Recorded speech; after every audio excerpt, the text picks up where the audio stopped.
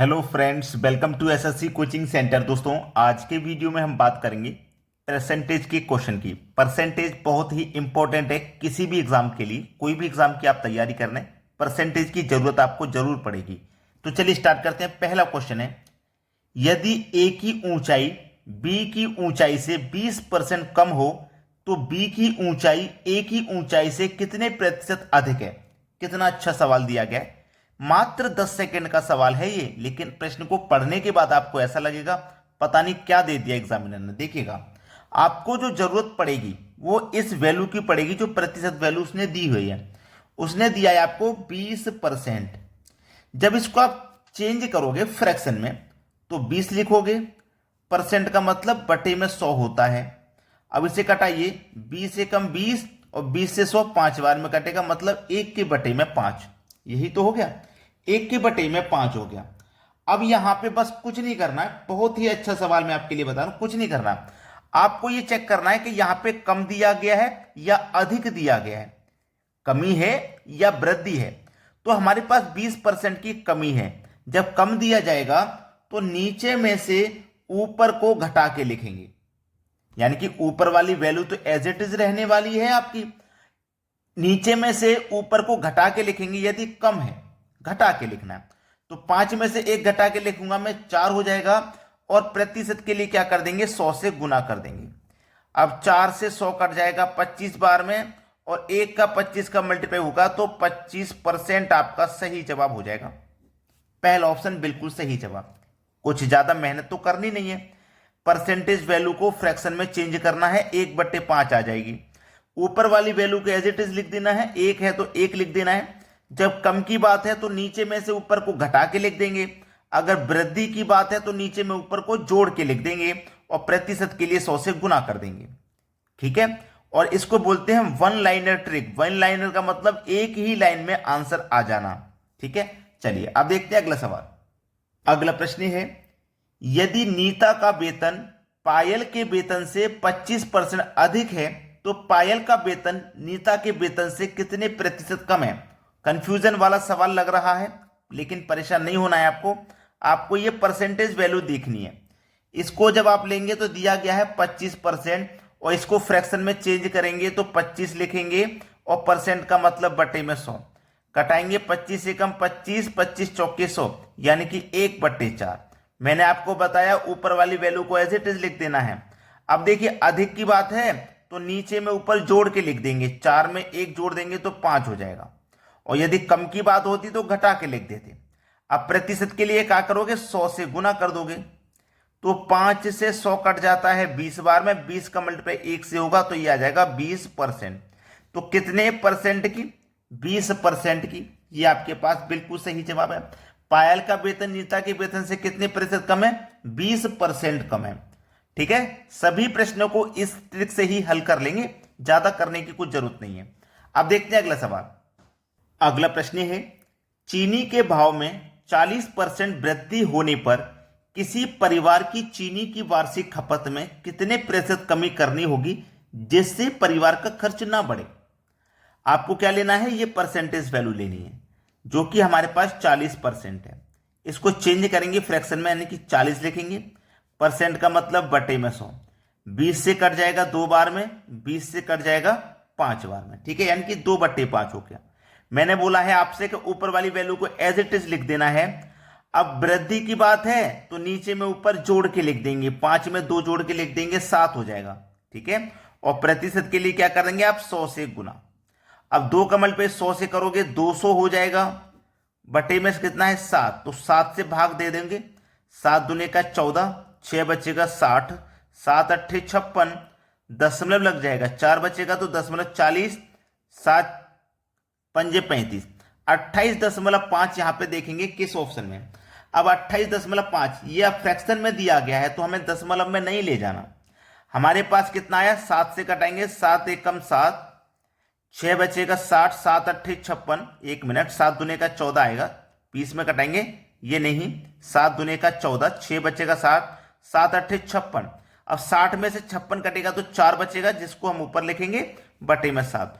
तो 28 पूर्णांक 4/7%, ये बिल्कुल सही जवाब है। यानी कि आपको दशमलव में आंसर नहीं दिया उसने उसने फ्रैक्शन में ही पूछा है। तो 28.4/7%। बी ऑप्शन सही जवाब है। अब देखते हैं अगला प्रश्न।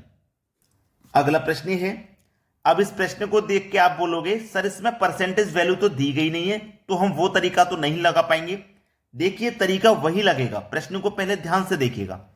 चीनी का भाव 16 किलो से बढ़कर 18 किलो होने पर, कितना, 16 किलो से बढ़कर 18 किलो होने पर एक गृहिणी को खपत में कितने प्रतिशत कमी कर देनी चाहिए कि खर्च ना बढ़े।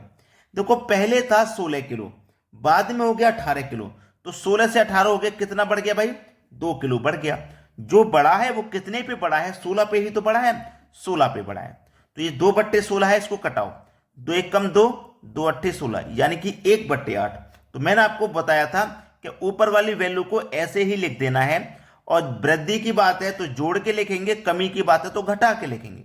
तो ये बढ़ रही है ना, ये बढ़ रही है, बढ़ोतरी हो रही है, तो 8 में एक जोड़ के लिखेंगे तो 9 हो जाएगा, और प्रतिशत के लिए 100 से गुना कर देंगे। सवाल यही खत्म। 9 से घटाएंगे 11.1/9%। प्रश्न का बिल्कुल सही जवाब आ जाएगा, पहला ऑप्शन बिल्कुल सही है। अब देखेंगे अगला प्रश्न। अगला प्रश्न है, चीनी के मूल्य में 12.5% वृद्धि होने पर एक गृहिणी को इसकी खपत में कितने प्रतिशत कमी करनी चाहिए। हमारे पास जो इस समय परसेंटेज वैल्यू है वो थोड़ी सी डिफिकल्ट है, यानी कि 12.5% है। इसको भी हम चेंज कर लेंगे, परेशानी वाली बात कोई नहीं है। देखो 2 का मल्टीप्लाई 12 से करो 24, 24 में एक जोड़ो 25, और बटे में कितना 2, और परसेंट का मतलब मैंने आपको बताया बटे में 100 होता है, तो 25 के बटे में 100 ये हो जाएगा। तो ऊपर 25 और 100 का मल्टीप्लाई 2 से हो जाएगा, तो ये 200 हो जाएगा। अब 25 से कटाएंगे एक बार में, 25 से 200 को कटाएंगे तो 8 बार में, 1 के बटे में 8 हो गया। हमने आपको बोला है ऊपर वाली वैल्यू को एज इट इज रख देना है।